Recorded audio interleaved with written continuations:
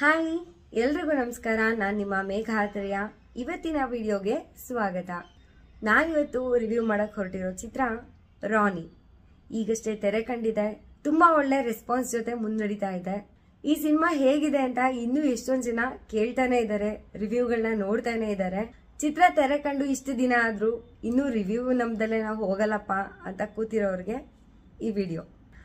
First I want to say, Rani Rocky Bhai ಅಲ್ಲ, ರಾನಿ ಶಿವಾನೂ ಅಲ್ಲ.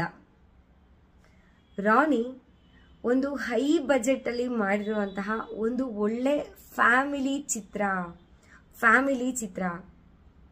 ನಿಜವಾಗ್ಲೂ ಎಷ್ಟೊಂದು ಜನಕ್ಕೆ ಟೀಸರ್ ನೋಡಿ ಟ್ರೇಲರ್ ನೋಡಿ ಅನ್ಕೊಂಡಿರ್ತೀವಿ ಇದು ಒಂದು ಒಳ್ಳೆ ದೊಡ್ಡ ಗ್ಯಾಂಗ್ಸ್ಟರ್ ಮೂವಿನಪ್ಪ, KGF ರಾಕಿ ಭಾಯ್ ತರ ನೋಡ್ದಂಗ ಆಗ್ತಿದೆ ಕಿರಣ್ ಅವ್ರನ್ನ ಅಂತ ಎಲ್ಲ ಒಂದು ಫೀಲ್ ಬಂದಿರುತ್ತೆ. ಮೋಸ್ಟ್ಲಿ ಇದನ್ನ ಮಕ್ಕಳು ಫ್ಯಾಮಿಲಿ ಎಲ್ಲರ ಜೊತೆ ನೋಡಕ್ಕಾಗಲ್ಲ ಅಂತ ಅನ್ಸಿರಬಹುದು. ಆದ್ರೆ ಇದು ಕಂಪ್ಲೀಟ್ಲಿ ಫ್ಯಾಮಿಲಿ ಸಿನಿಮಾ. ಇದು 100% ಕ್ಲಾರಿಫೈಡ್. ಯಾಕೆ ಅಂದ್ರೆ ಇದರಲ್ಲಿ ಒಂದು ಸುಸಂಸ್ಕೃತ ಮನೆಯಿಂದ ಬಂದಿರುವಂತಹ ಒಂದು ಹೆಣ್ಮಗಳು, ಅಹಿಂಸೆ ಪರಮೋ ಧರ್ಮ ಅಂತ ನಂಬ್ಕೊಂಡು ಬದುಕ್ತಾ ಇರುವಂತಹ ಒಂದು ಜೈನ ಕುಟುಂಬದಿಂದ ಬಂದಿರುವಂತಹ ಒಂದು ಹೆಣ್ಮಗಳು.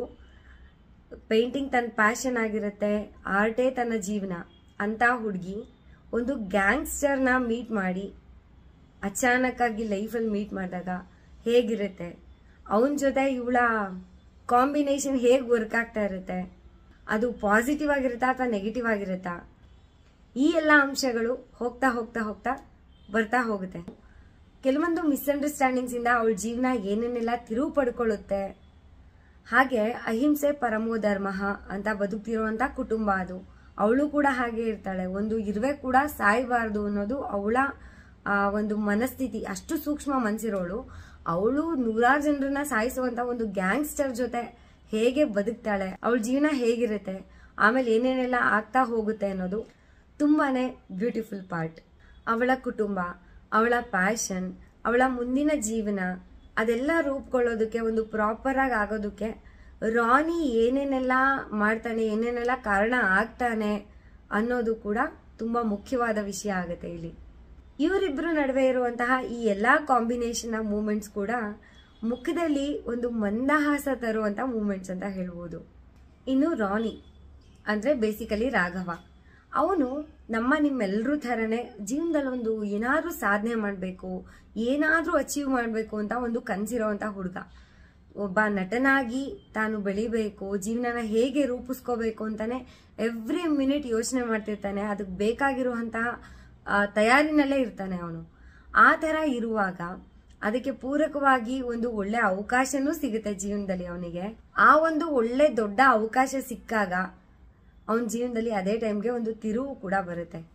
ಆ ತಿರುವು ಏನು, ಆ ತಿರುವನ್ನ ತರೋರು ಯಾರು, ಯಾಕೆ ತರ್ತಾರೆ, ಆ ತಿರುವಿನಿಂದ ಅವನ ಜೀವನದಲ್ಲಿ ಮುಂದೆ ಏನೇನ್ ಆಗ್ತಾ ಹೋಗುತ್ತೆ, ಆ ತಿರುವು ಅವನನ್ನ ಎಲ್ಲೆಲ್ಲಿ ಕರ್ಕೊಂಡು ಹೋಗುತ್ತೆ, ಅವನು ಹೇಗೆ ರಾಘವನಿಂದ ರಾನಿಯಾಗಿ ಬದಲಾಗ್ತಾನೆ, ರಾನಿಯಾಗಿ ಬದಲಾದ್ಮೇಲೆ ಅವನು ಅದೇ ಜೀವನನ ಕಂಟಿನ್ಯೂ ಮಾಡಕ್ ಇಷ್ಟಪಡ್ತಾನ, ಅಥವಾ ರಾಘವನಾಗಿ ಬದಲಾಗ್ಬೇಕು, this is not my cup of tea, ಈ ರೌಡಿಸಮ್ ಅನ್ನೋದು ನನ್ನ ಕಪ್ ಆಫ್ ಟೀ ಅಲ್ಲ ಅಂತ ಯೋಚನೆ ಮಾಡಿ ಅವನು ಬದಲಾಯಿಸೋಕೆ ಅಂತ ಪ್ರಯತ್ನ ಪಟ್ಟಾಗ ನಮ್ಮ ಸುತ್ತಮುತ್ತ ಇರುವಂತ ಸಮಾಜ ಅಥವಾ ಅಧಿಕಾರಿಗಳು ಅಥವಾ ಕೆಟ್ಟ ರಾಜಕಾರಣಿಗಳು ಅವರೆಲ್ಲ ಇದಕ್ಕೆ ಬೆಂಬಲಿಸ್ತಾರ, ಸಪೋರ್ಟ್ ಮಾಡ್ತಾರ.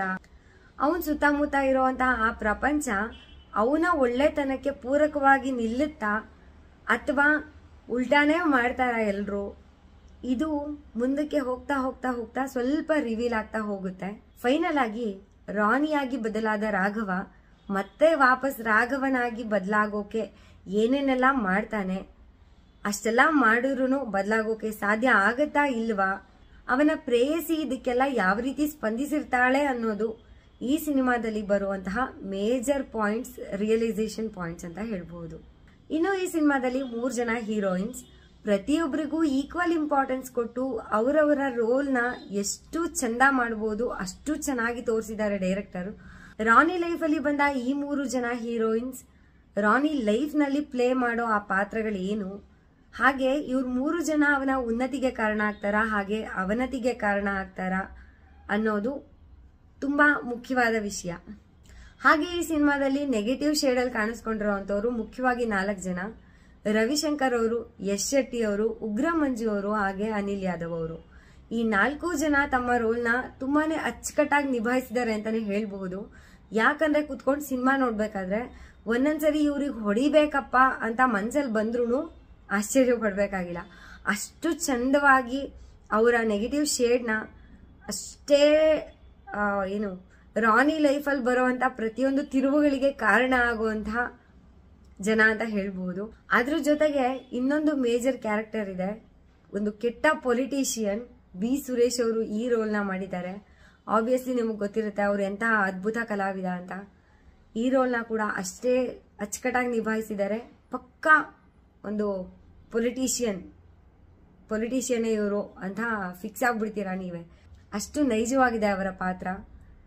ಅವರು ರಾನಿ ಲೈಫಲ್ಲಿ ಏನೇನು ಮಾಡ್ತಾರೆ, ರಾನಿ ಅವ್ರ ಲೈಫಲ್ಲಿ ಏನೇನು ಮಾಡ್ತಾನೆ, ಅದು ಕೂಡ ತುಂಬ ಸೊಗಸಾಗಿ ಹೋಗ್ತಾ ಇರುತ್ತೆ.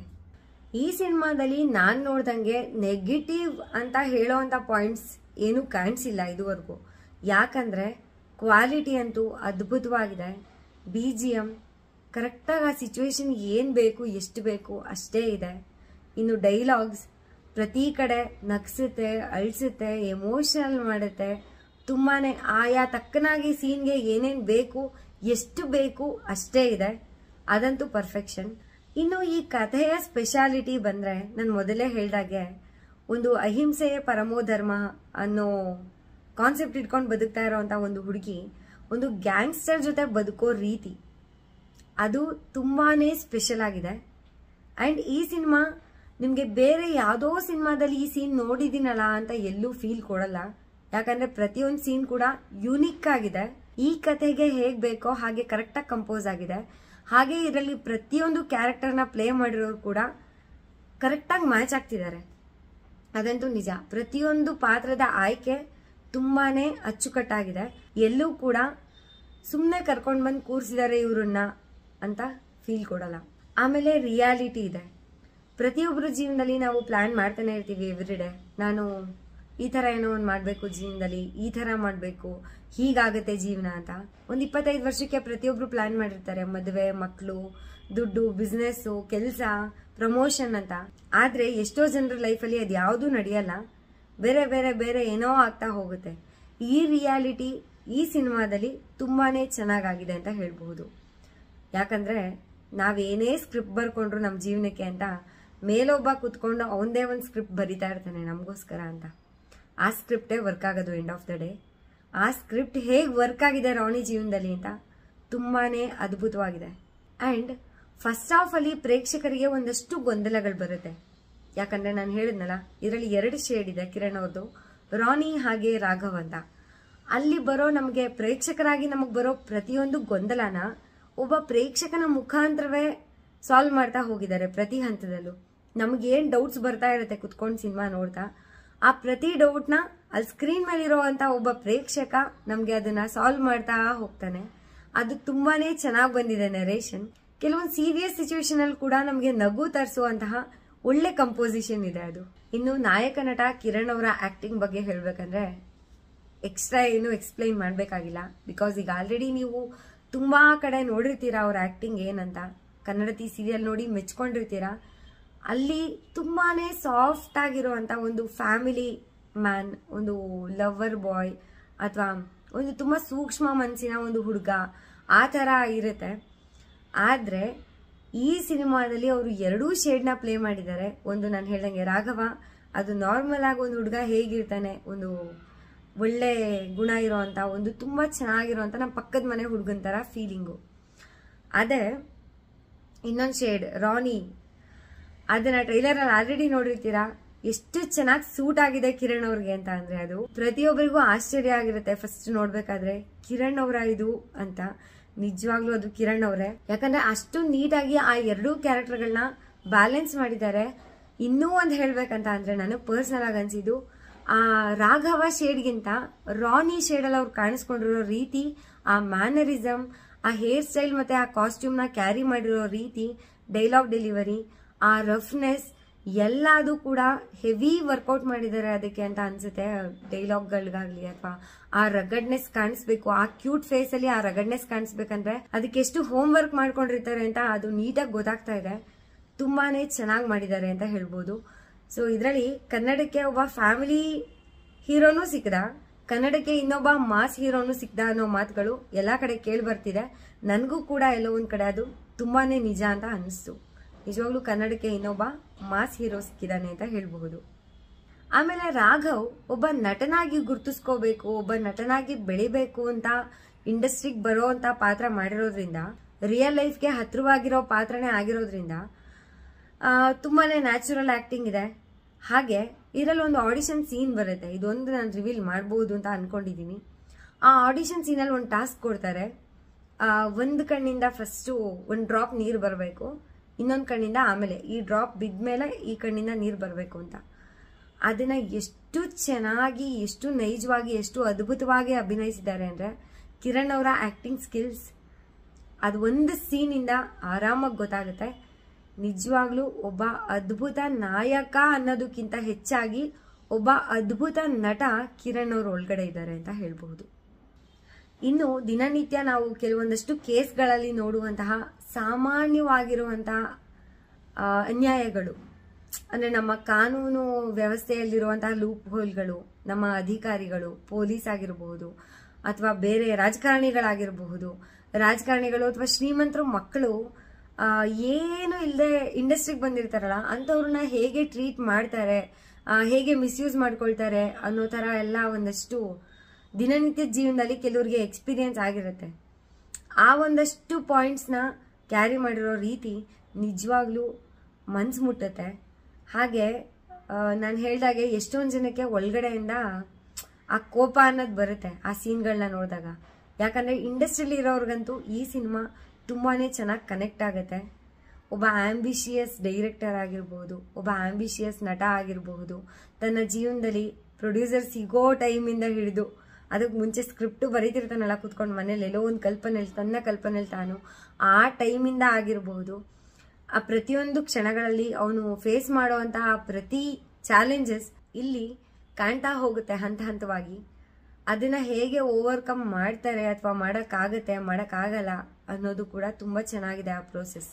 ಇನ್ನು ಕ್ಲೈಮ್ಯಾಕ್ಸ್ ಎಷ್ಟು ಚೆನ್ನಾಗಿದೆ ಕ್ಲೈಮ್ಯಾಕ್ಸ್ ಅಂದ್ರೆ ಅದು ನಾನು ಹೇಳಿದ್ರೆ ಮಾತಲ್ಲಿ ಗೊತ್ತಾಗುತ್ತೋ ಇಲ್ಲೋ ಗೊತ್ತಿಲ್ಲ, ಬಟ್ ನಾನು ಅಬ್ಸರ್ವ್ ಮಾಡ್ತಿದ್ದೆ ಆಡಿಟೋರಿಯಂ ಅಲ್ಲಿ ಇದ್ದ ಪ್ರತಿಯೊಬ್ರು ಕೂಡ ಕ್ಲೈಮ್ಯಾಕ್ಸ್ ಮುಗಿದ್ರೂ ಕ್ಲೈಮ್ಯಾಕ್ಸ್ ಆಗೋದ್ರೂ ಸೀಟ್ ಬಿಟ್ಟು ಎದ್ದಿರ್ಲಿಲ್ಲ.